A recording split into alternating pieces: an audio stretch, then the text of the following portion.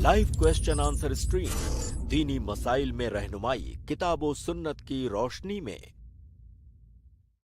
अस्सलामु अलैकुम वरहमतुल्लाहि वबरकातुहू। अल्हम्दुलिल्लाहि रब्बिल आलमीन वस्सलातु वस्सलामु अला रसूलिहिल करीम व मन तबिअहुम बि इहसानिन इला यौमिद्दीन अम्मा बाद। मैं आप तमाम भाइयों और बहनों का इस्तकबाल करता हूं हमारी इस लाइव क्वेश्चन आंसर्स की स्ट्रीम में। अल्हम्दुलिल्लाह ये हफ्ते का आगाज़ है हमारा आज का, और इंशाअल्लाह 5 दिन हम आपके साथ होंगे, आपके सवालात लेंगे। शेख मोहतरम डॉक्टर मोहम्मद नसीम मदनी हफिज़हुल्लाह आप लोगों के सवालात के जवाब देंगे। मैं अपने भाइयों और बहनों से गुजारिश करूंगा कि आप लोग हमारी लिंक के ज़रिए से ज्वाइन हो करके इंशाल्लाह वेट करें। आप लोगों को इंशाल्लाह बितरतीब ऐड किया जाएगा और आपके सवालात लिए जाएंगे। आइए बिलाताखिर आगाज़ करते हैं, शेख मोहतरम को ऐड करते हैं, इस्तकबाल करते हैं और सवालात का सिलसिला शुरू करते हैं। अस्सलाम वालेकुम रहमतुल्लाहि व बरकातुहू। शेख वालेकुम अस्सलाम रहमतुल्लाहि व बरकातुहू। बहुत शुक्रिया शेख हमारे साथ ज्वाइन होने के लिए। शेख इजाज़त हो तो सवालात का सिलसिला शुरू करते हैं। जी शुरू करते हैं, बिस्मिल्लाह।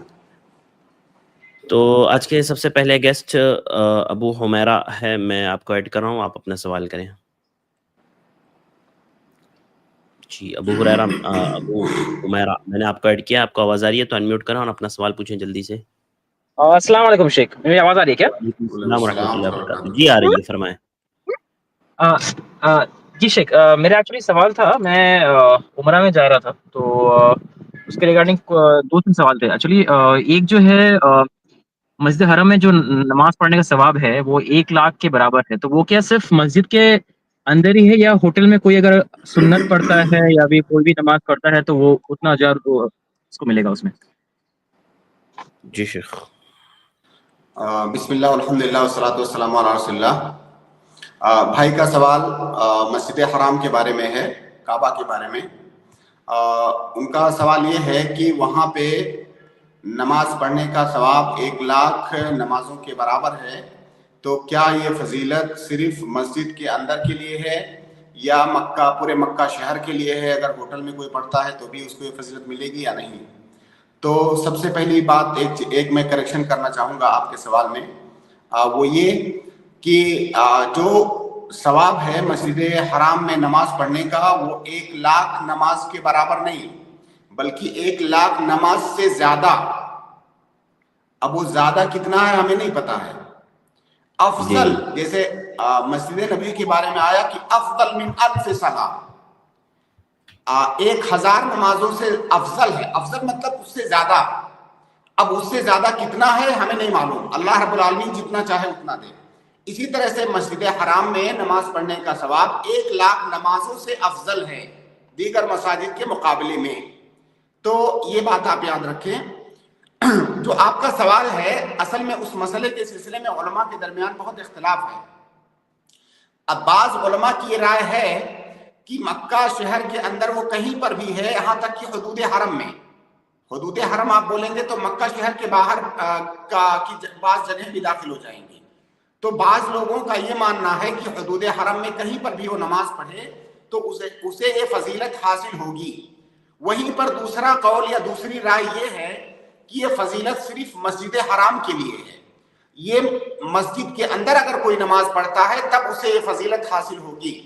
अब अगर वो मस्जिद बढ़ते बढ़ते बड़ी बना दी जाए, और जैसे पहले मस्जिद छोटी थी, अभी बाद में बड़ी बना दी गई, अभी और बड़ी हो गई है, हो सकता है फ्यूचर में और ज्यादा बड़ी कर दी जाए, तो बहरहाल वो मस्जिद जितनी ज्यादा बड़ी कर दी जाएगी उस मस्जिद के अंदर कहीं पर भी नमाज पढ़ेंगे तो आपको ये फजीलत हासिल होगी। ये दूसरी राय है, और यही दूसरी राय अदिल्ला की रोशनी में राजे मालूम होती है, क्योंकि मस्जिद हराम की बात की गई है। अहादीस के अंदर, नुसूस के अंदर मक्का की या हुदूद हरम की बात नहीं की गई है, बल्कि मस्जिद हराम की बात की गई है।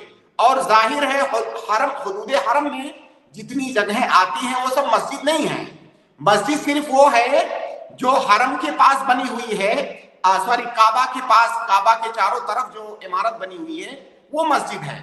तो लिहाजा सही बात यह है कि ये फजीलत उसी को हासिल होगी जो मस्जिद हराम के अंदर नमाज पढ़ेगा। जी जी भाई। शेख, ये सिर्फ फर्ज नमाज के लिए है या सुन्नत के लिए भी है? ये तमाम नमाजों के लिए है। जैसे फर्ज नमाज आप पढ़ते हैं मस्जिद हराम में, تو دیگر تمام مساجد کے مقابلے میں 1,00,000 فرض نمازوں سے افضل ہے. وہاں پر آپ نفل پڑھتے ہیں تو دیگر کسی بھی مسجد میں 1,00,000 نماز نفل پڑھنے سے افضل ہے. تو یہ فرض اور نفل دونوں کے لیے ہے. جی بھائی. جی شیخ اور کیونکہ عورت لوگ کے لیے گھر پہ نماز پڑھنا زیادہ بہتر ہے، تو کیا اس میں بھی عورت لوگ مسجد میں جا کے پڑھیں گی تو اتنا ثواب ملے گا، یا اگر گھر میں بیٹھ کے وہ لوگ پڑھتی ہے تو اتنا ثواب ان لوگ کو ملے گا؟ دیکھیے دو باتیں ہیں. جی. اس مسئلے کو قاعدے سے سمجھیے، کئی سارے لوگ اس میں کنفیوز ہوتے ہیں. ایک تو ہے مسجد نبوی یا مسجد حرام کے اندر نماز پڑھنے کی فضیلت. اب یہ فضیلت مردوں کے لیے بھی ہے اور عورتوں کے لیے بھی ہے. اس میں مرد اور عورت کی کوئی تخصیص نہیں ہے. جو بھی مسجد نبوی کے اندر نماز پڑھے گا اسے 1,000 نمازوں سے زیادہ افضل ہوگی اس کی نماز دیگر مساجد کے مقابلے میں. مسجد حرام کے اندر پڑھنے والا شخص چاہے وہ مرد ہو یا عورت 1,00,000 نمازوں سے افضل اس کی نماز ہوگی وہاں پر اگر وہ نماز پڑھتا ہے یا پڑھتی ہے تو یہ ایک بات ہو گئی. اب یہ چاہے مرد پڑھے یا عورت پڑھے یہ فضیلت اسے حاصل ہوگی. یہ ایک مسئلہ ہو گیا. دوسرا مسئلہ یہ ہے کہ عورت کے لیے مسجد میں نماز پڑھنا زیادہ افضل ہے یا گھر میں نماز پڑھنا زیادہ افضل ہے. عورت کے لیے گھر میں نماز پڑھنا یہ زیادہ افضل ہے. یہاں تک کہ مسجد حرام اور مسجد نبوی سے بھی زیادہ افضل ہے. اگر مسجد نبوی میں وہ نماز چھوڑتی ہے اللہ کے نبی صلی اللہ علیہ وسلم کے اس حکم پر عمل کرتے ہوئے کہ عورت کی نماز اس کے گھر میں زیادہ افضل ہے، تو انشاءاللہ اسے اس سے بھی زیادہ اجر ملے گا. اللہ کے نبی صلی اللہ علیہ وسلم کے پاس ایک جو صحابیہ تھی وہ آئی اور انہوں نے کہا کہ میں آپ کے ساتھ آپ کی مسجد میں نماز پڑھنا چاہتی ہوں. تو نبی صلی اللہ علیہ وسلم نے کہا کہ تمہاری نماز تمہارے گھر کے اندر زیادہ افضل ہے. وہ پوری لمبی حدیث ہے. تمہارے گھر میں جو اندر کمرہ ہوتا ہے اس میں زیادہ افضل ہے، پھر پورے گھر میں زیادہ افضل ہے، اس کے بعد تمہارے محلے کی مسجد کے اندر تمہاری نماز زیادہ افضل ہے، اس کے بعد پھر مسجد نبی کا درجہ آتا ہے. تو جب اللہ کے نبی صلی اللہ علیہ وسلم کے ساتھ نماز پڑھنے سے بھی زیادہ افضل ہے عورت کا گھر میں نماز پڑھنا، تو عام حالات میں تو بدرجہ اولا وہ بہتر ہے. تو لہٰذا عورت اگر گھر میں نماز پڑھتی ہے اللہ کے نبی صلی اللہ علیہ وسلم کی حکم پر عمل کرتے ہوئے تو انشاءاللہ اسے اس فضیلت سے بھی زیادہ فضیلت ملے گی جس کا ذکر آپ نے کیا. لہٰذا عورت کی نماز اس کے گھر میں زیادہ افضل ہے. یہ ایک بات. دوسری بات یہ کہ اگر عورت کو لگتا ہے کہ مسجد کے اندر جا کر کے اگر وہ نماز پڑھے گی تو اس کے اندر خشوع اور خضوع زیادہ ہوگا، گھر میں نماز پڑھتی ہے تو اسے سستی آتی ہے، خاص طور سے جو بڑی نمازیں ہوتی ہیں جیسے تراویح کی نماز ہے، لمبی نماز ہوتی ہے، کئی دفعہ گھر میں آدمی سست پڑ جاتا ہے، نہیں پڑھ پاتا ہے. تو اگر عورت کو لگتا ہے کہ مسجد جانے میں اس کے اندر زیادہ نشاط ہوگا، زیادہ خشوع اور خضوع ہوگا، تو ایسی صورت میں وہ مسجد جائے. پھر اس کے لیے بہتر یہ ہے کہ وہ مسجد چلی جائے. لیکن اگر وہ اپنے گھر میں اسی خشوع اور خضوع کے ساتھ نماز پڑھ سکتی ہے تو گھر میں نماز پڑھنا اس کے لیے زیادہ افضل ہے. بہت شکریہ شیخ. جی جزاک اللہ خیر شیخ. جی ابو ہمیرا بھائی. جی شیخ جزاک اللہ خیر. اللہ فکم. بہت شکریہ ہمارے ساتھ جوائن ہونے کے لیے. اگلے گیسٹ ہے عارفین عباس. آپ اپنا سوال کریں. السلام علیکم شیخ. وعلیکم السلام ورحمۃ اللہ وبرکاتہ. شیخ ہمارا سوال یہ ہے کہ ہم نے ایک کا موبائل نمبر ہمارے ایک ایپ میں اس کی بغیر اجازت کے یوز کر لیا تھا. جی شیخ وہ مسئلہ یہ ہو چکا ہے کہ اب وہ ہمارے پہلے دوست تھے. اب میں آپ کو بتاؤں کہ وہ انہوں نے ہم پر جانی حملہ تک کیا ہے. تو شیخ میں یہ بولنا چاہوں گا کہ اس ایپ سے ہم نے جو پڑھائی کی ہے کیا وہ پڑھائی اور جس سے جو انکم ہوتی ہے وہ حلال حرام کا مسئلہ پوچھنا چاہتے ہیں آپ سے. میں سوال نہیں سمجھ سکا شیخ بھائی کا. میں بھی تھوڑا تھوڑا سمجھا ہوں شیخ. یعنی ان کے نمبر سے آپ بغیر بولے کہ ایپ یوز کر رہے تھے اور اس سے آپ نے پڑھائی کی ہے، یہ آپ پوچھنا چاہ رہے ہیں نا؟ جی جی بالکل. شیخ کسی کا نمبر یوز کر کے انہوں نے ایپ ڈاؤن لوڈ کیا پھر اس سے پڑھائی کی تو وہ پوچھ رہے ہیں کہ کیا کمائی حلال ہوگی یا حرام. بھائی اگر آپ سے ان سے دوستی تھی تو ظاہر ہے دوستوں کے درمیان اس طرح کی چھوٹی موٹی چیزوں کے لیے اجازت ہوتی ہے، دوستوں کو آپس میں اجازت ہوتی ہے. دیکھیے اجازت کبھی تو لفظی اجازت ہوتی ہے، کبھی جو ہے انسان لفظاً اجازت نہیں دیتا ہے لیکن عرفاً اجازت ہوتی ہے اس کی، یا جو ہے قرینہ حال جو ہوتا ہے اس سے اجازت ہوتی ہے. تو دوستوں کے درمیان چھوٹی موٹی چیزوں کی اجازت ہوتی ہے. تو اگر ایسا کوئی معاملہ ہے کہ جب آپ سے ان سے دوستی تھی اور ان کی جانب سے اجازت تھی اس طرح کی چیز استعمال کرنے کی اور آپ نے کیا ہے تو کوئی غلط نہیں ہے اس میں. ہاں اگر آپ کو لگتا ہے کہ میں نے چوری کیا ہے یا میں نے ان کی اجازت کے بغیر ان کی رضامندی کے بغیر استعمال کیا ہے تو ایسی صورت میں آپ ان سے جا کر کے معافی طلب کر لیجئے. اگر اس کا کوئی معاوضہ بنتا ہے تو آپ معاوضہ دے دیجئے.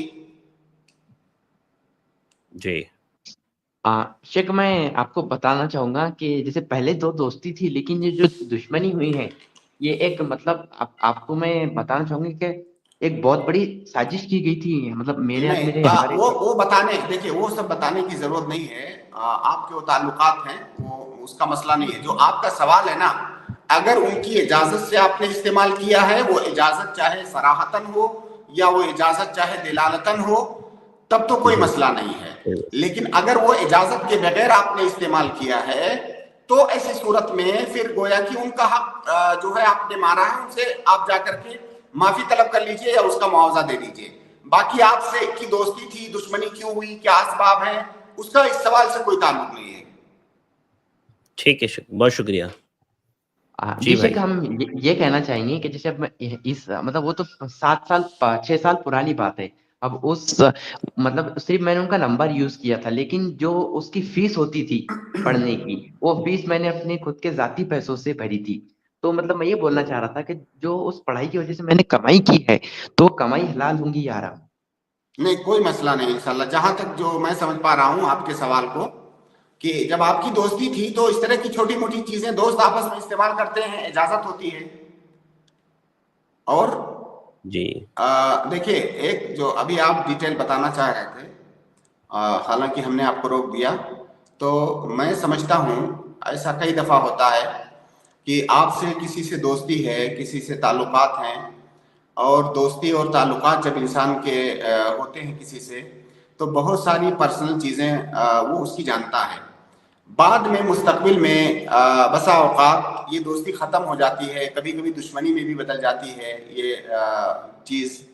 تو اگر بعد میں آپ کے تعلقات ختم ہو جائیں، دوستی ختم ہو جائے یا کوئی آپس میں کوئی رنجش ہو جائے تو ایک اخلاق کا تقاضا یہ ہے کہ کبھی بھی اس کی وہ پرسنل چیزیں جو دوستی کے ایام میں اس نے آپ سے شیئر کیا ہے یا آپ کے جو پرسنل تعلقات ہیں اس کو آپ پبلک نہ کریں.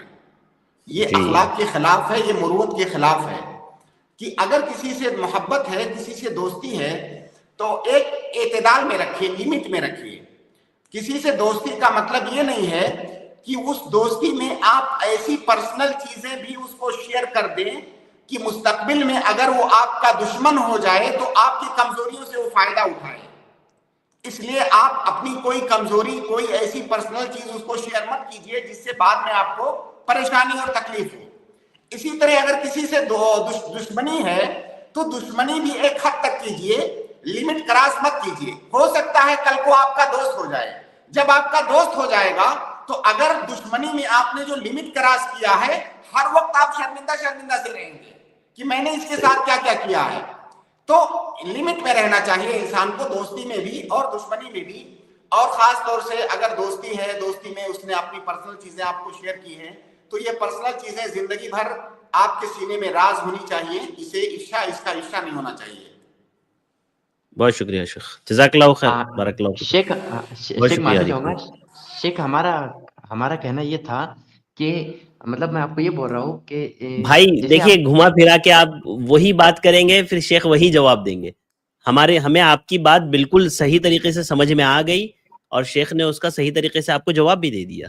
آپ کو نہیں سمجھ میں آیا، جواب نہیں سمجھ میں آیا آپ کو؟ جی نہیں، میں یہ نہیں کہہ رہا تھا کہ جیسے میں آپ کو کہوں کہ جو اس سے ہم نے جو کمائی کی ہے مطلب وہ حلال ہوں گی یا حرام، یہ کہنا چاہ رہا ہوں. بالکل حلال ہے بھائی، میں وہی کہہ رہا ہوں. اگر وہی کہہ رہے آپ ہیں خود شیخ فیصلہ کیجئے نا، کیا آپ نے چوری کیا تھا؟ آپ بتائیں ہمیں. मैंने शेख उसका नंबर बगैर इजाजत के यूज कर लिया था, बाकी कुछ भी नहीं किया था। तो अब आप ये फैसला कीजिए कि बगैर इजाजत के जो नंबर आपने यूज किया था, क्या आपके ताल्लुकात ऐसे थे कि उसकी इजाजत थी सामने वाले की तरफ से? भाई दोस्तों में छोटी मोटी चीजें इस्तेमाल करने की इजाजत होती है आपस में। अब ये फैसला आप ही कर पाएंगे कि क्या अगर उसको पता चल जाता तो बुरा मानता, या उसको पता चल जाता तो उसकी जानिब से इजाजत थी।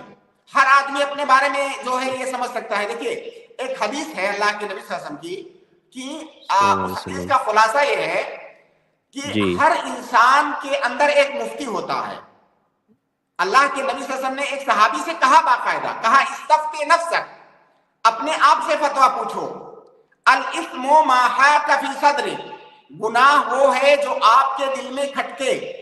वा करहता यतलिया अलैहि नास, गुनाह वो है जिसके बारे में आप ये पसंद ना करो कि कोई इसको देखे, वो गुनाह है, या कोई उसको जाने, वो गुनाह है। अब जब आप मोबाइल किसी का यूज कर रहे हैं और आपके दिल में एक खटका लगा हुआ है कि वो मोबाइल वाला कहीं मुझे देख ना ले, इसका मतलब आप गलत कर रहे हैं। लेकिन अगर आपके दिल में ऐसा कोई खदशा नहीं है कि वो मुझे देख लिया तो कोई मसला नहीं है, इसका मतलब उसकी जानिब से इजाजत है।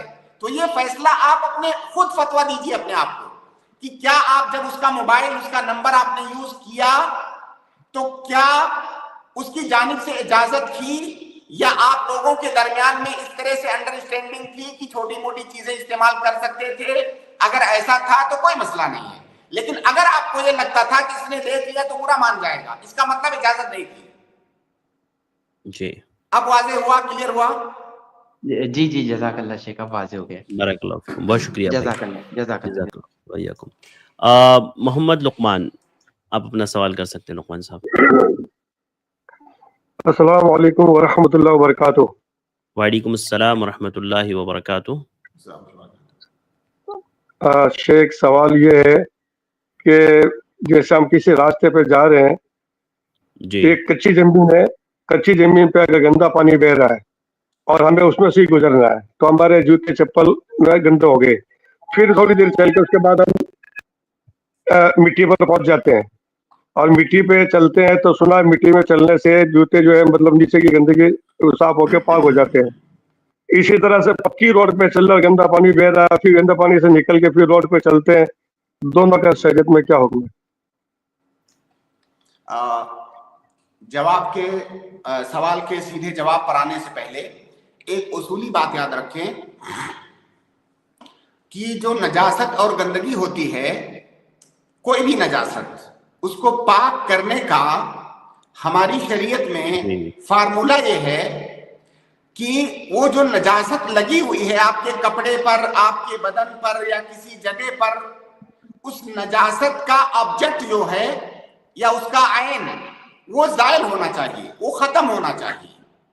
असल मकसूद है उस ऑब्जेक्ट का खत्म हो जाना, वहां से जायल हो जाना। इसको कहते हैं नजासत दूर करना। क्योंकि बहुत सारे लोग ये समझते हैं कि नजासत को पाक करने का सिर्फ यही तरीका है कि उसे पानी से धोया जाए। नहीं, ऐसा नहीं है। नजासत ये एक आयन है और उसके नजिस होने का सबब वो आयन है। जब वो सबब जायल हो जाएगा तो नजासत जायल हो जाएगी। तो वो जो नजासत का ऑब्जेक्ट या आयन लगा हुआ है, उसका जायल होना, खत्म होना, असल मकसूद ये है। तरीका कुछ भी हो, आप पानी से कर सकते हैं, आप धूप में सुखा के कर सकते हैं, आप बहुत तरीके हो सकते हैं, इसी चीज से पोंछ के कर सकते हैं, जमीन पे रगड़ के कर सकते हैं। यहां तक कि अगर पानी नहीं है, मान लीजिए पेट्रोल है, मान लीजिए पेट्रोल है, पेट्रोल नापाक नहीं है, पेट्रोल आपने डाला, जो नजासत आपके कपड़े पर लगी थी वो धुल गई, साफ हो गई, अब वो कपड़ा नजीस नहीं है। तो बहरहाल असल मकसूद है उस ऐन को जायल करना। तो अगर आप इस बात को समझेंगे तो आपके लिए अपने सवाल का समझना इंतहाई आसान हो जाएगा। अब आपके सवाल के जवाब पर आते हैं। एक हदीस है, एक औरत ने अल्लाह के नबी सल्लल्लाहु अलैहि वसल्लम से पूछा, सहाबिया ने रज़ियल्लाहु ताला अन्हा, कि अल्लाह के नबी सल्लल्लाहु अलैहि वसल्लम, मैं एक ऐसी औरत हूं कि मैं लंबे कपड़े पहनती हूँ, मेरा उतील दैल करे, मेरा पांचा जो है लंबा होता है, میں ایک راستے سے گزرتی ہوں, اس راستے میں گندگی ہے, تو ظاہر ہے کپڑا جب نیچے تک ہے تو وہ گندگی کپڑے میں لگ جاتی ہے. تو اللہ کے نبی صلی اللہ علیہ وسلم نے کہا کہ اس کے بعد جب تم صاف ستھری جگہ سے گزرو گی اور وہ کپڑا اس صاف ستھری زمین پر رگڑ کھائے گا تو وہ نجاست دور ہو جائے گی. نبی صلی اللہ علیہ وسلم نے یہ نہیں کہا کہ جا کر کے اسے دھو, جب دوسری زمین پر صاف ستھری زمین پر گزرو گی تو وہ نجاست رگڑ کر کے ختم ہو جائے گی, زائل ہو جائے گی. اب اگر کسی کے جوتے میں یا کپڑے میں نجاست لگی ہوئی ہے اور اس کو زمین پر رگڑ دیا جائے, اس طرح سے رگڑ دیا جائے کہ وہ نجاست کا آبجیکٹ ختم ہو جائے, تو نجاست زائل ہو گئی. اب اگر آپ کے جوتے میں نیچے گندا پانی لگ گیا یا کوئی گندگی لگ گئی, آپ نے اسے کسی پاک صاف مٹی پر جا کر کے رگڑ دیا, رگڑنے کے بعد آپ نے یہ تاکد کر لیا کہ اب وہ جو چیز لگی تھی ختم ہو گئی ہے, تو اب نجاست زائل مانی جائے گی, نجاست ختم ہو گئی, وہ چیز پاک ہو گئی. جی ہاں شیخ, جو آپ نے یہ بتایا نا, یہ جو عورت کا اسی بیان سے میں نے آپ سے پوچھا ہے, کیونکہ یہ سب میں نے آئی پلس پر ہی سنا ہے. الحمدللہ اللہ کرم سے, اللہ فضل و کرم سے آئی پلس نے ہمیں بہت کچھ سکھایا اور اس سے آپ سے ہم نے سیکھا ہے. تو ہمارا پوچھنے کا مقصد صرف یہی رہتا ہے کہ جو چیز ہمیں معلوم بھی ہوتی ہے لیکن ہم پھر بھی پوچھتے ہیں تاکہ عوام کو معلوم چل جائے. ٹھیک ہے نا. دیکھیے میرا مقصد یہ ہوتا ہے, زیادہ سے زیادہ میں کوشش یہ کرتا ہوں کہ میں اصولی بات بتاؤں. جو سوال آپ نے پوچھا ٹھیک ہے, اس کا جواب تو میں آپ کو دے دوں گا, آپ وہ جواب لے کے چلے جائیں گے, لیکن وہ جو اصول اگر آپ یاد رکھیں گے تو اس نوعیت کا کوئی دوسرا سوال آئے گا تو انشاءاللہ اس کا جواب آپ خود بخود جان سکتے ہیں. دیکھیے ایک اور یہاں پر فائدے کی چیز آپ کو بتاؤں کہ نجاست جو ہے نا, نجاست کے زائل کرنے کا 3 طریقہ ہے. احادیث کے اندر جو 3 طریقے وارد ہیں, پہلا طریقہ ہے نجاست کو پانی سے دھو کر کے صاف کرنا. دوسرا طریقہ ہے نجاست پر چھینٹا مار کے صاف کرنا, جیسے کہ شیر خار بچے کے پیشاب کے بارے میں, اس پر چھینٹا مارنے سے پاک ہو جاتا ہے. تیسرا طریقہ ہے نجاست کو رگڑ کر کے صاف کرنے کا, رگڑ کر کے, جیسے ابھی میں نے بتایا اس صحابیہ کا واقعہ. تو ان 3 طریقوں کا ذکر احادیث کے اندر آیا ہے نجاست کو صاف کرنے کے لیے, اور ان تینوں طریقوں سے یہ بات پتہ چلتی ہے کہ نجاست میں اصل نجاست کا زائل ہونا ہے.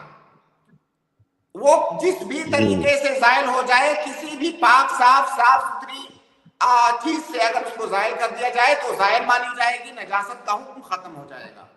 جی جزاک اللہ, اللہ تعالیٰ آپ کے اضافہ دے, اللہ تعالیٰ آمین. السلام علیکم ورحمۃ اللہ وبرکاتہ.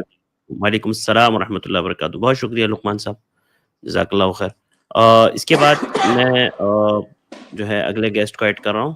اگلے گیسٹ ہے شاہ رخ شیخ, آپ اپنا سوال کریں. السلام علیکم ورحمۃ اللہ وبرکاتہ. شیخ السلام ورحمۃ اللہ وبرکاتہ. شیخ آواز آ رہی ہے میری؟ جی جی آ رہی ہے, فرمائیں. شیخ میرا سوال یہ تھا کہ حجاب کپڑوں کا بزنس کرنا کیسا ہے, حجاب نقاب کا, کیونکہ شیخ آج اس کو مطلب فیشن بنا لیا گیا ہے. بہت کم ایسے ہوتے حجاب جو صحیح طریقے سے بن کے آتے اور لوگ پہنا کرتے. کیونکہ شیخ اس میں ایک مسئلہ یہ ہوتا ہے کیونکہ جو لڑکیاں عورتیں اس کو فیشن کے طور پر پہنتی ہے ٹائٹ کر کے اور غلط طریقے سے, تو وہ جو بزنس کرتے ہیں ان کو الزام لگاتے کہ وہ مارکیٹ میں ایسا بن کے آ رہا ہے تو ہم ویسے ہی پہنتے. اور جو مارکیٹ والے ہیں ان کو بولو تو صحیح بنانے, وہ بولتے ڈیمانڈ مارکیٹ میں جو ہے ڈیمانڈ لڑکیاں عورتیں وہ اسی کی کرتی ہے تو ہم کو ایسے ہی بنانا پڑتا. تو اس میں کیا رہنمائی فرمائے, جزاکم اللہ خیرن. جی یہ سوال ایسے ہی ہے جیسے کوئی آپ سے پوچھے کہ بزنس کرنا اس زمانے میں کیسا ہے, کیونکہ اس زمانے میں بزنس کرنے والے بہت سارے لوگ, بیشتر لوگ حرام قسم کے کاموں میں ملوث ہوتے ہیں. کوئی سودی کاروبار میں ملوث ہوتا ہے, کوئی ڈنڈی مارنے میں ملوث ہوتا ہے, کوئی بےایمانی کرنے میں, دھوکہ دینے میں ملوث ہوتا ہے بزنس میں. تو اب اس کا مطلب یہ نہیں ہوا کہ ان سارے کاموں کی وجہ سے بزنس کرنا حرام ہو جائے گا. بھائی آپ کے سامنے آپشن کھلا ہوا ہے, جو کام دنیا کر رہی ہے وہ کام آپ مت کیجیے. दुनिया बेईमानी कर रही है, आप मत कीजिए। दुनिया धोखा दे रही है, आप मत कीजिए। दुनिया सूदी कारोबार कर रही है, आप मत कीजिए। बिजनेस को साफ शफाफ और शरई तरीके से कीजिए। सेम जवाब यही जो है नकाब और बुरखे और पर्दे का बिजनेस करने का है। तो भाई बुर्का एक ऐसी चीज है जिसका ताल्लुक शरीयत के एक हुक्म से है, पर्दे से है। तो अब अगर कोई पर्दा बेचता है औरतों को, तो ये कैसे कह सकते हैं कि वो दुरुस्त नहीं है? पर्दा बेचना दुरुस्त है औरतों के लिए, बल्कि अगर कोई अच्छी नीयत से करे तो इंशाअल्लाह उसे अजर भी मिलेगा कि हम अपनी माओं और बहनों के लिए पर्दा बेच रहे हैं, एक अच्छी चीज की बिजनेस कर रहे हैं। अब इसका अगर मार्केट में गलत हो रहा है तो उस गलत का मतलब ये नहीं कि मुतलक तौर से पर्दे पर ही सवाल उठा दिया जाएगा या उसके बिजनेस पर सवाल उठा दिया जाएगा। हाँ, आप ये बताइए कि क्या इस जमाने में ये पॉसिबल नहीं है कि कोई आदमी साफ और शफाफ तरीके से जो इस्लामी हिजाब है, सिर्फ इस्लामी हिजाब का बिजनेस करे? क्या ये मुमकिन नहीं है? ये मुमकिन है। और मैंने देखा है, मैंने खुद देखा है ऐसे लोगों को या ऐसी दुकानों को जिनके यहाँ सिर्फ जो इस्लामी हिजाब होता है उसी का बिजनेस करते हैं। तो ऐसा मुमकिन है। आपने खुद बताया, आपके सवाल में आपने खुद बताया कि कुछ गलत किस्म का जो है हिजाब बेचते हैं, आप उसको मत कीजिए। आप सही किस्म वाले, जब आपको खुद पता है कि ये गलत है, आप उसको मत कीजिए। हो सकता है बहुत सारे कस्टमर आपकी दुकान से आके लौट जाएंगे, और क्या होगा, इससे ज्यादा क्या होगा। लेकिन बहुत सारी औरतें जो इस्लामी हिजाब तलाश करती हैं वो आपकी दुकान पे आएंगी, वो उन दुकानों पे नहीं जाएंगी जहां पर खराब किस्म का हिजाब बिकता है। तो थोड़े दिनों के अंदर आप मशहूर हो जाएंगे कि यहाँ इस्लामी हिजाब मिलता है, तो वहां पे आपके वो सारे कस्टमर आएंगे जो इस्लामी हिजाब चाहते हैं। तो लिहाजा आपको जब पहले ही पता है कि कुछ गलत होता है, कुछ सही, गलत को छोड़कर सही कीजिए। बहुत शुक्रिया शेख। जी शाहरुख भाई। नहीं शेख, मैं वो जो गलत लोग गलत तरीके से उसका पहना करते उसके बारे में ही कह रहा था, बाकी ऐसा कोई मसला नहीं शेख। शेख और एक सवाल छोटा कर सकते हो आप? नेक्स्ट स्ट्रीम में आ जाओ शेख। जी कर लीजिए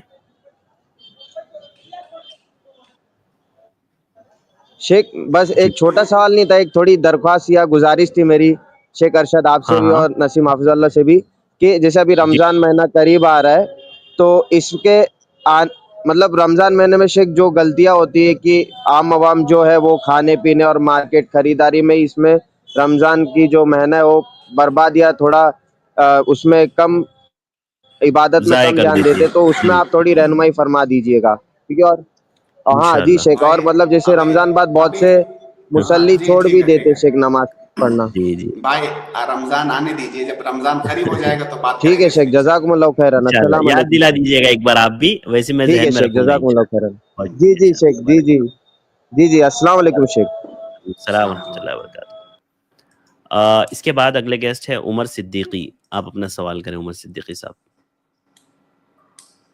जी अस्सलाम वालेकुम। वालेकुम अस्सलाम वरहमतुल्लाहि वबरकातुहू। शेख मेरा सवाल था कि जोहर और असर की नमाज में इमाम के पीछे सूरह फातिहा के बाद कुछ सूरह मिलाना कैसा है? भाई का सवाल है कि सिर्री नमाज में इमाम के पीछे सूरह फातिहा के बाद क्या कोई सूरत पढ़ेंगे या नहीं। सिर्री नमाजों में इमाम के पीछे सूरह फातिहा के साथ साथ दूसरी सूरत का पढ़ना भी सुन्नत है।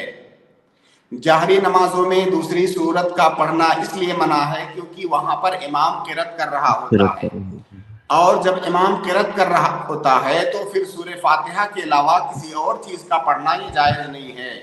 लेकिन सिर्री नमाज में इमाम जो किरत करता है वो आहिस्ता करता है, उसको आप नहीं सुन रहे होते हैं। लिहाजा सिर्री नमाजों में सूरह फातिहा के अलावा दूसरी सूरत का मिलाना भी अफजल है, सुन्नत है। बहुत शुक्रिया शेख। जी उमर भाई। जी जज़ाकल्लाह खैर शेख। बारकल्लाहु फीकुम, बहुत शुक्रिया। शेख एक सवाल मैं कमेंट से ले रहा हूँ। उन्होंने पूछा है कि उम्रा में है वो, और वो पूछ रहे हैं कि शेख अगर हलक या तकसीर ना करवाएं तो क्या चलेगा? नहीं, बिल्कुल नहीं चलेगा। देखिए عمرہ کے اندر کچھ واجبات ہوتے ہیں, کچھ ارکان ہوتے ہیں, کچھ واجبات ہوتے ہیں. تو عمرہ کے واجبات میں سے ایک ہے حلق یا تقصیر کرانا. تو اگر اس کو آپ نہیں کرتے ہیں تو پھر آپ کے اوپر فدیہ واجب ہو جائے گا. ایک حدیث ہے من ترک نسکا فعلیہ دم فعلیہ الدم. اگر کوئی نسک ہے, اس سے مراد واجب ہے, اگر کوئی واجب آپ نے چھوڑ دیا تو آپ کے اوپر دم ہے. تو آپ کے لیے حلق یا تقصیر کرانا یہ واجب ہے. ٹھیک ہے, شکر. ادان اپنا سوال کریں, اس کے بعد میں نواف کو ایڈ کروں گا. جی ادان صاحب السلام علیکم, جلدی سے انمیوٹ کریں. جی فرمائیں. السلام علیکم. وعلیکم السلام ورحمۃ اللہ وبرکاتہ. شیخ سوال ہے, شیخ کیا ایک عورت کسی ایسے مرد کے ساتھ سفر پر جا سکتی ہے جو مرد اس عورت کے لیے غیر محرم ہے, حالانکہ جو غیر محرم مرد اس عورت کے ساتھ جا رہا ہے اس کی بیوی بھی اس کے ساتھ جا رہی ہے؟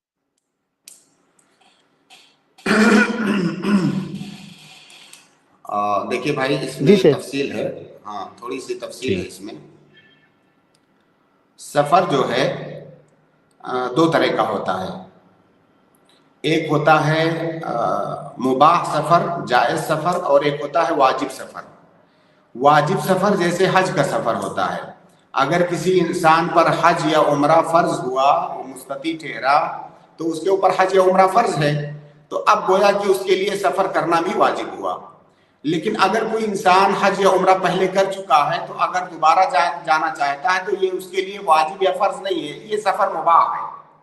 اسی طرح سے کوئی انسان بزنس کے لیے سفر کرتا ہے یا کہیں پر کسی اعزا و اقارب سے ملنے جاتا ہے, یہ سفر کرتا ہے, یہ سب مباح سفر میں آتا ہے. تو دونوں میں فرق ہے. اگر کوئی عورت مباح سفر کرنا چاہتی ہے تو کسی بھی حالت میں غیر محرم مرد کے ساتھ وہ سفر نہیں کر سکتی, اس کے ساتھ اپنا کوئی محرم ہونا چاہیے. اگر کوئی عورت مباح سفر کرنا چاہتی ہے تو ساتھ میں محرم کا ہونا ضروری ہے. کوئی ایسی گنجائش نہیں ہے کہ بغیر محرم کے وہ سفر کرے. یہ دو ٹوک الفاظ میں سمجھ لیجیے.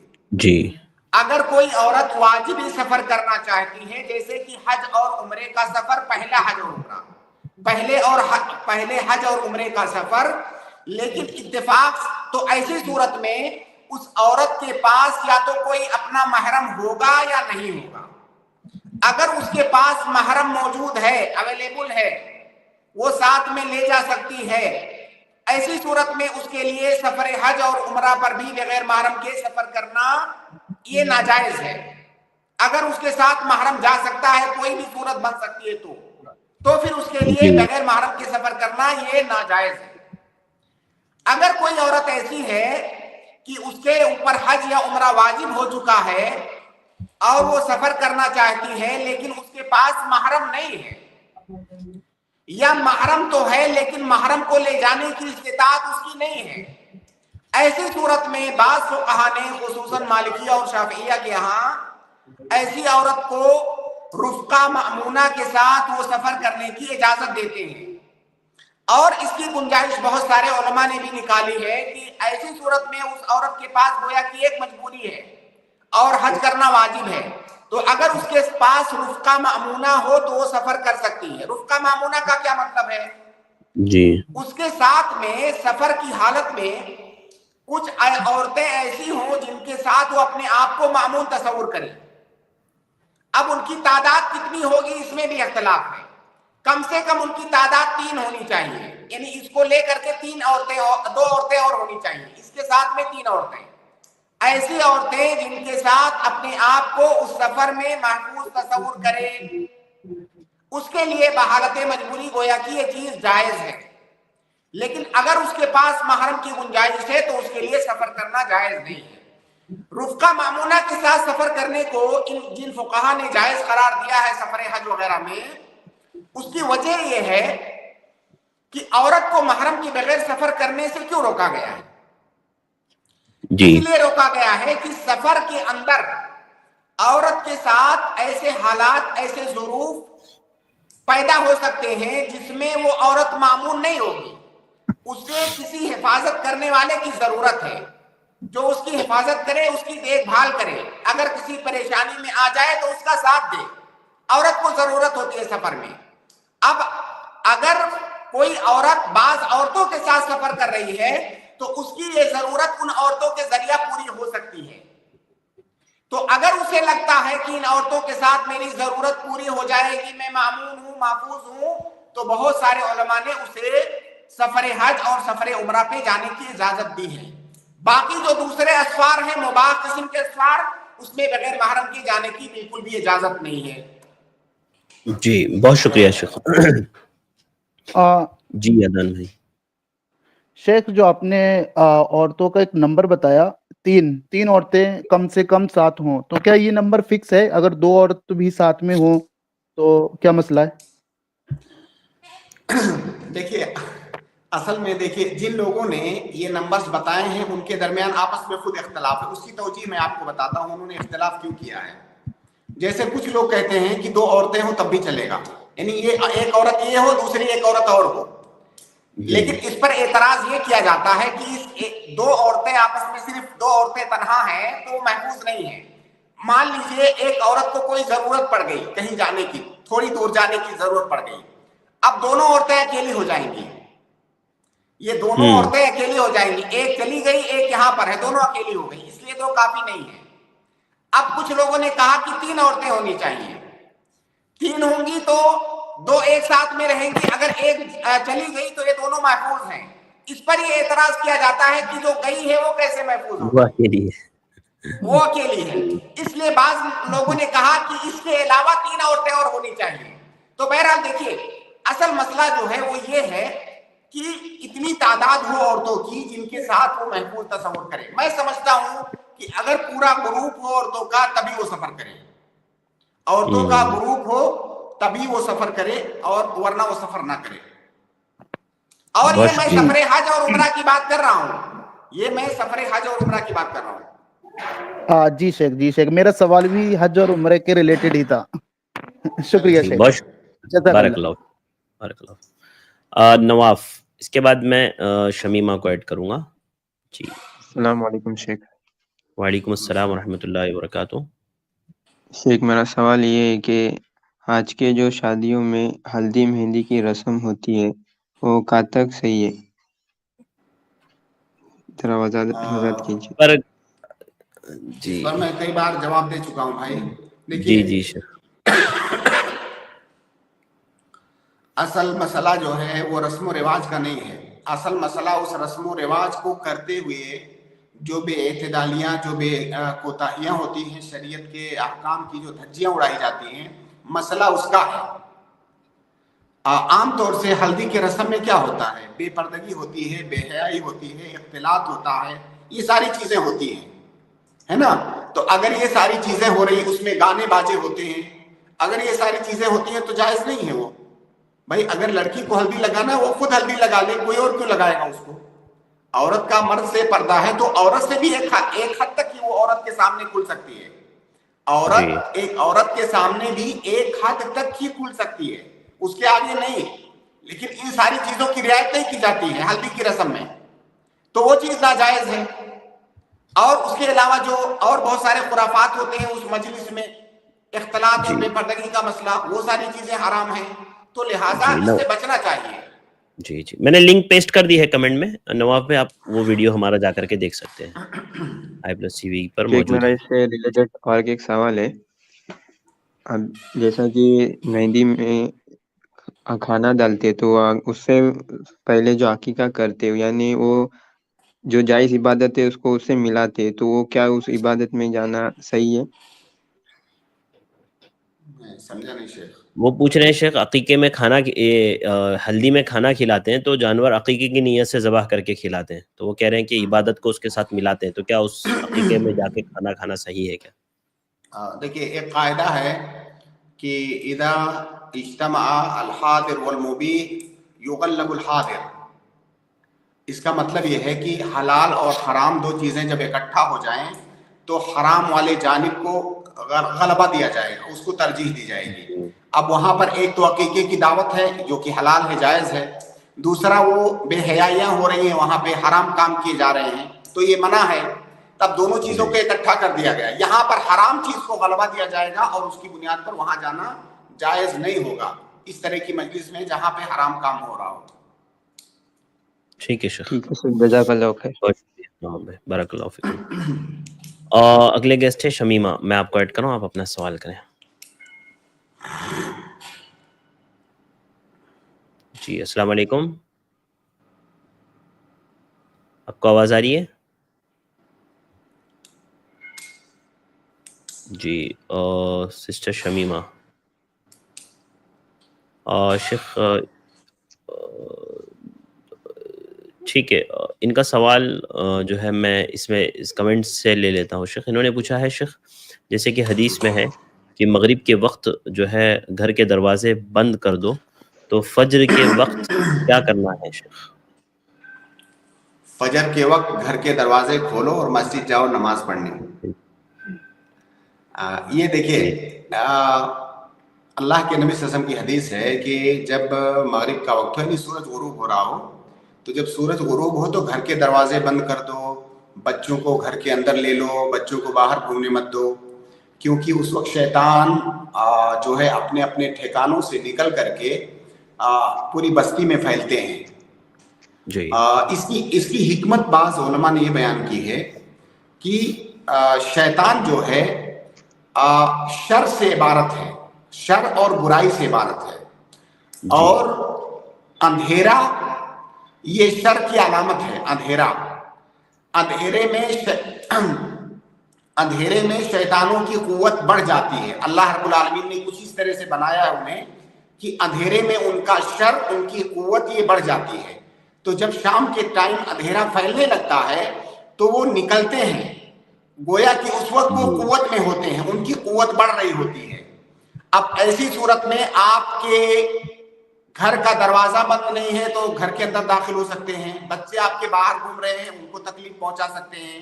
तो जब अंधेरा बढ़ रहा हो उस वक्त घर के दरवाजे भी बंद कर लो ताकि शैतान के आने की कोई गुंजाइश ना रहे, क्योंकि अल्लाह ताला ने ऐसा ही सिस्टम बनाया है कि बंद दरवाजे को नहीं खोल सकते हो। इसी तरह से अपने बच्चों को अंदर ले लो ताकि बच्चों को कोई तकलीफ ना पहुंचाए। उसके बाद जब अंधेरा मुकम्मल तौर से हो जाए फिर घर के दरवाजे भी खोल सकते हो, बच्चों को भी छोड़ सकते हो। क्यों? इसलिए कि अब जिस शैतान को जहां पे जाना था उसने अपना ठिकाना ढूंढ लिया। अब आप जो है मुतमईन हो जाइए, घर का दरवाजा भी खोल सकते हैं, बच्चों को भी छोड़ सकते हैं। ठीक है शेख, इनका दूसरा सवाल ये है शेख कि क्या कुरान लेट करके पढ़ सकते हैं? हाँ बिल्कुल पढ़ सकते हैं, कुरान लेट करके, कुरान खड़े होकर पढ़ सकते हैं, बैठ के पढ़ सकते हैं, लेट के पढ़ सकते हैं। और इसकी दलील कुरान करीम की वो आयत अगर आप सुनाए पढ़ करके। जी शेख।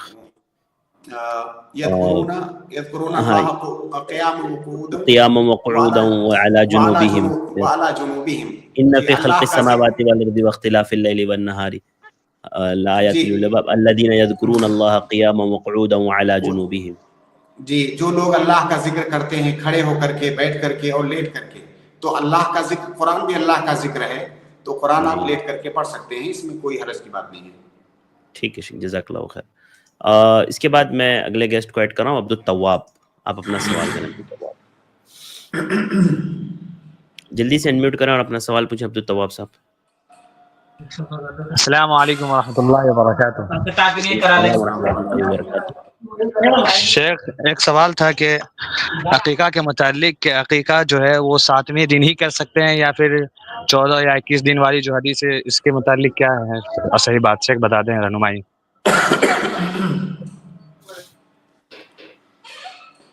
देखिए अकीका जो है, अकीके का जो सुन्नत दिन है, एक सुन्नत तो है अकीका करना, एक सुन्नत है उसकी टाइमिंग। दो सुन्नत है गोया कि आपके पास, एक अकीका करना सुन्नत है, दूसरा उसकी टाइमिंग सुन्नत है। तो उसकी जो टाइमिंग है वो है 7वां दिन, जैसा कि अल्लाह के नबी सल्लल्लाहु अलैहि वसल्लम की मुताद्दिद अहादीस के अंदर उसका जिक्र आया है कि उसकी जो टाइमिंग है, सुन्नत टाइमिंग, वो है 7वां दिन। अगर ये टाइमिंग आपसे मिस हो गया तो मिस होने की दो सूरत हो सकती है। एक सूरत तो ये हो सकती है कि आप 7वें दिन कर सकते थे फिर भी आपने नहीं किया, ऐसे ही नहीं किया, लापरवाही में आपने नहीं किया, सुस्ती में आपने नहीं किया, आप कर सकते थे मगर आपने मिस कर दिया 7वां दिन। اب اس کے بعد کبھی بھی آپ عقیقہ کریں گے تو یہ جو 7ویں دن کی فضیلت ہے یہ فضیلت آپ کو نہیں ملے گی. 7ویں دن کی ٹائمنگ کی جو سنت ہے اس سنت کا ثواب آپ کو نہیں ملے گا. عقیقے کی سنت آپ کی ادا ہوگی لیکن 7ویں دن کی جو ٹائمنگ ہے اس سنت کا اجر آپ کو نہیں ملے گا کیونکہ بغیر عذر کے آپ نے وہ ٹائمنگ گوا دیا ہے. لیکن اگر کسی آدمی کے پاس عذر ہے 7ویں دن نہیں کر سکتا, کوئی پریشانی کوئی مجبوری ہے, اس کی وجہ سے 7واں دن وہ مس کر دے رہا ہے اور ڈیلے کر دے رہا ہے عقیقہ. اب وہ ڈیلے کرنے کے بعد جب بھی وہ کرے گا انشاءاللہ اس کو وہ اجر بھی ملے گا جو ٹائمنگ کا اجر ہے. 7ویں دن کے استحباب کا جو اجر ہے وہ بھی ملے گا کیونکہ مجبوری میں اس نے ڈیلے کیا ہے. تو یہ پہلی بات سمجھ لیں. دوسری بات یہ ہے کہ کیا 7ویں دن کے بعد عقیقہ کر سکتے ہیں یا نہیں. اس سلسلے میں اللہ کے نبی صلی اللہ علیہ وسلم کی کوئی مرفوع حدیث نہیں ہے.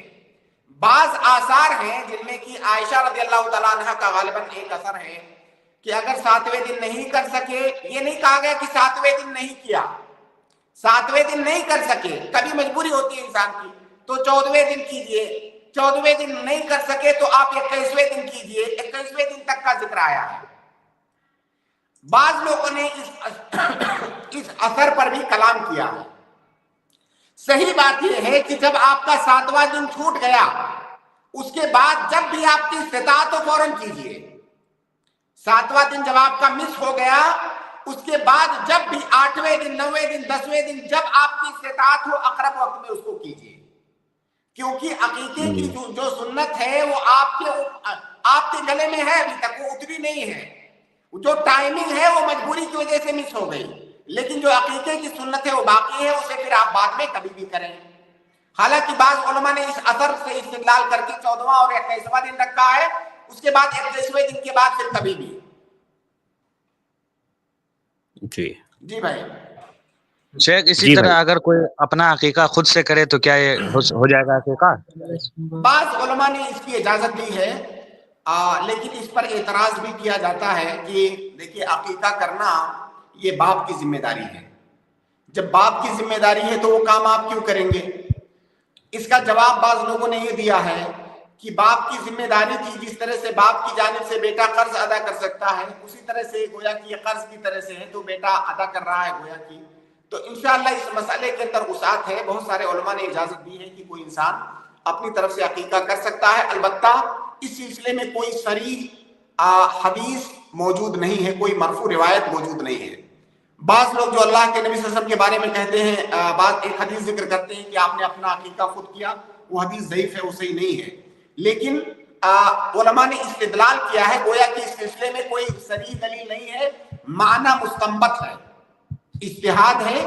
بہت سارے علماء نے اجازت دی ہے کہ کوئی آدمی اپنا عقیقہ کر سکتا ہے, جو کہ اس کے والد کا کام تھا وہ نہیں کر سکے تو گویا کہ والد کی طرف سے وہ ذمہ داری وہ خود ادا کر رہا ہے. ٹھیک ہے, بہت شکریہ, بہت شکریہ عبد التواب صاحب. امید ہے آپ کو جواب مل گیا ہوگا. سوال بس اسی کے متعلق بس تھوڑا سا ہے. جی پوچھ لیجیے جلدی سے. یہی کہ اگر کوئی بچہ 7واں دن پار کر چکا اپنا, لیکن اس کے بعد اس کی وفات ہو گئی, اس کا عقیقہ نہیں ہوا ہے, تو پھر کیا کر سکتے ہیں اس کا؟ بالکل کریں گے, کر سکتے ہیں, نہیں کریں گے, تاکہ وہ سنت کا اجر تو آپ کو ملے. بچہ تو چلا گیا لیکن وہ جو اجر ہے سنت کا وہ آپ کو ملے, آپ کریں گے. ٹھیک ہے شیخ, شکراً, جزاک اللہ, بارک اللہ. ویاکم. اگلے گیسٹ ہے ابن رمضان, آپ اپنا سوال کریں جلدی سے. السلام علیکم شیخ. وعلیکم السلام ورحمۃ اللہ وبرکاتہ.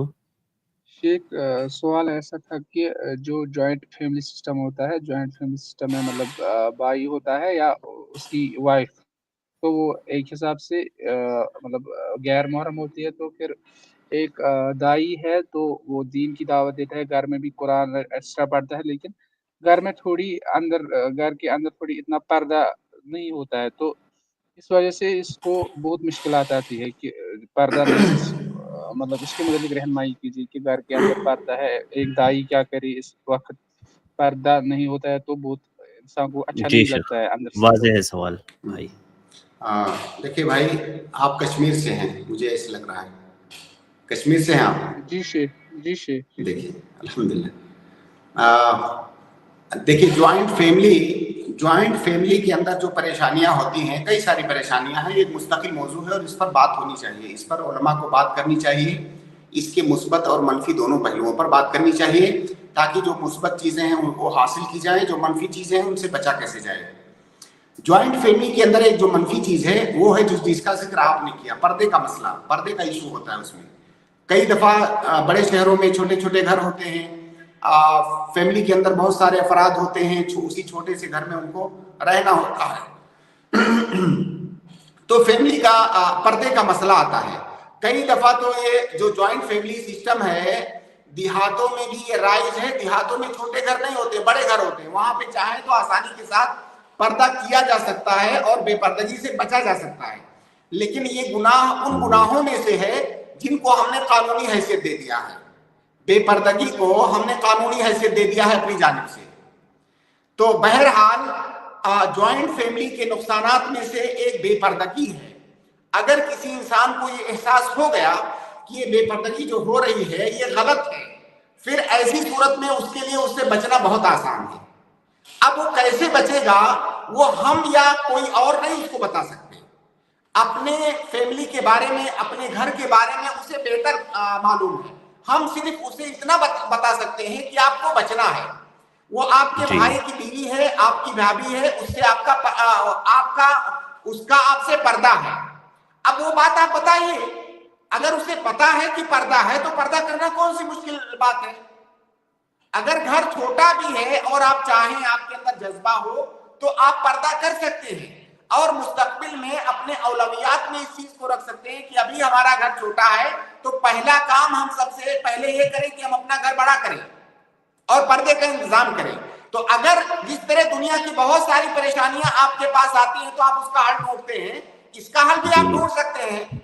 बस मसला ये है कि वो चीज आपकी प्रायोरिटी में होनी चाहिए। तो ये आपको कैसे करना है आप खुद डिसाइड कीजिए। अपने घर वालों के साथ बैठिए, उनसे बात कीजिए, पर्दे की जो अहमियत है, बेपर्दगी के जो खुतूरत है, उसके सिलसिले में जो वईद आई है वो सारी चीजें बयान कीजिए। घर के सारे अफराद के दरमियान अगर अंडरस्टैंडिंग होगी, जैसे भाभी भी कोशिश कर रही है, देवर भी कोशिश कर रहा है पर्दे की, तो कोई मुश्किल काम नहीं है। लेकिन अगर ना करना चाहे तो बड़ा सा घर हो, महल हो, फिर भी आप नहीं करेंगे। अगर करना चाहे तो छोटा सा घर हो, फिर भी कर सकते हैं। तो ये मुकम्मल तौर से उस आदमी पर डिपेंड करता है कि वो मामलात को कैसे हैंडल करता है। ठीक है शेख, बारकल्लाहु फिकुम, बहुत शुक्रिया इब्न रमजान भाई। शेख जहाँ जो यहाँ है ना माहौल हमारे, मतलब सराउंडिंग में जो कल्चर है यहाँ पे अक्सर लोग पर्दा नहीं करते हैं, तो इस वजह से जो औरतें होती है इनको पर्दे की अहमियत बहुत कम है। इनको अगर बोलेंगे एक बार तो 5-6 दिन करते हैं, तो 6-7 दिन बाद भी फिर से ऐसा होता है। तो नहीं तो जैसे कम है तो इसका मतलब ये थोड़ी है कि छोड़ देंगे, उनको बताना पड़ेगा ना आपको। आप जब दाई है एक शख्स तो उसको बताना पड़ेगा, उसको समझाना पड़ेगा, उसको ताकीद करनी पड़ेगी, इसमें सारी चीजें होगी। ये देखिए इब्न रमजान भाई, एक दाई की खूबी होती है कि दाई की जो कुव्वत मुशाहदा होती है ना वो बहुत कवी होनी चाहिए। समाज के अंदर जो चीजें हो रही हैं, चल रही हैं, उस पर उसकी निगाह होनी चाहिए। और कुरान का भी ये मनहज है, नबी सल्लल्लाहु अलैहि वसल्लम का भी ये मनहज था कि हम मदऊ को देख करके अपनी दावत का मौजू तय करें।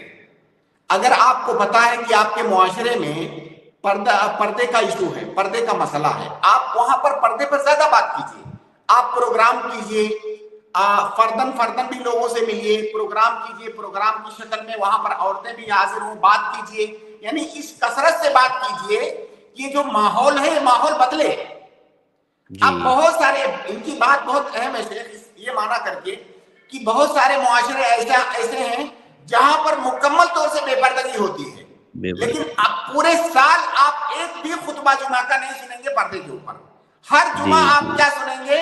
नमाज की फजीलत, नमाज की फजीलत। आप कभी नहीं सुनोगे कि नमाज पढ़ना कैसे है, नमाज के मसाइल क्या है, क्योंकि नमाज की फजीलत पर खुतबा देना आसान है तो हम वही सुनते हैं। तकवा इख्तियार करो, लेकिन तकवा नाम किसका है, कैसे कैसे इख्तियार करना वो नहीं हम बयान करेंगे, क्योंकि तकवा इख्तियार करो ये आसान है बोल देना। تو ایک دائی کو چاہیے کہ لوگوں کے سامنے ان ٹاپکس پر، ان موضوعات پر بات کرے جن کی انہیں ضرورت ہے اور زیادہ ضرورت ہے، اور جس قدر زیادہ ضرورت ہے اسی قدر وہ کثرت کے ساتھ اس پر بات کرے. تو اگر وہاں پر پردے کا مسئلہ ہے تو اس پر آپ لوگ زیادہ سے زیادہ بات کریں، علماء کو بلائیں، باہر سے بھی بلائیں، آپ لوگ اجتماعات کریں، اور اگر چاہیں تمام دعات مل کر کے تو ایک ایسا ماحول کریٹ کر سکتے ہیں کہ لوگ اس موضوع پر سوچنے لگیں گے، اور ایک بار اگر وہ سوچنے لگے تو پھر مسئلہ آسان ہو جائے گا. جی بہت شکریہ شیخ. جی ابن رمضان صاحب، آپ کو جواب مل گیا؟ جزاک اللہ شیخ، جزاک بارک اللہ فیکم، بہت شکریہ. عبد المنان، آپ اپنا سوال کریں. جی شیخ السلام علیکم ورحمۃ اللہ وبرکاتہ. وعلیکم شیخ السلام میرا ورحمۃ اللہ وبرکاتہ. سوال یہ ہے کہ میں جہاں پہ رہتا ہوں نماز پڑھتا ہوں، حنفی بریلیوں کی مسجد ہے اور میں اہل حدیث ہوں، اور جو میں کام کرتا ہوں تو کام کر کے سوتے سوتے مجھے تقریباً 12 سے 1 ہو جاتا ہے رات کا، تو میرے لیے صبح جی فجر میں اٹھنا کافی مشکل ہوتا ہے.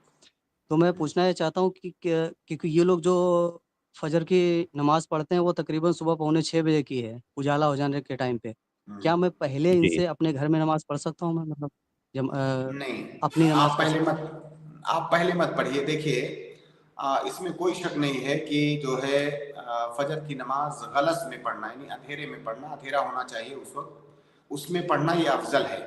لیکن اس کا یہ مطلب نہیں ہے کہ اگر کوئی غلس کے بعد پڑھتا ہے تو یہ ناجائز ہے. ناجائز نہیں ہے، افضل ہے غلس میں پڑھنا. احناف کے ہاں اسفار کرنا یہ افضل ہے، چونکہ ان کا مسئلہ یہ ہوتا ہے، ان کو دلیل سے کوئی زیادہ مسئلہ نہیں ہوتا ہے، دلیل ان کے نزدیک کوئی زیادہ میٹر نہیں کرتی، ان کا مسئلہ ہوتا ہے مذہب.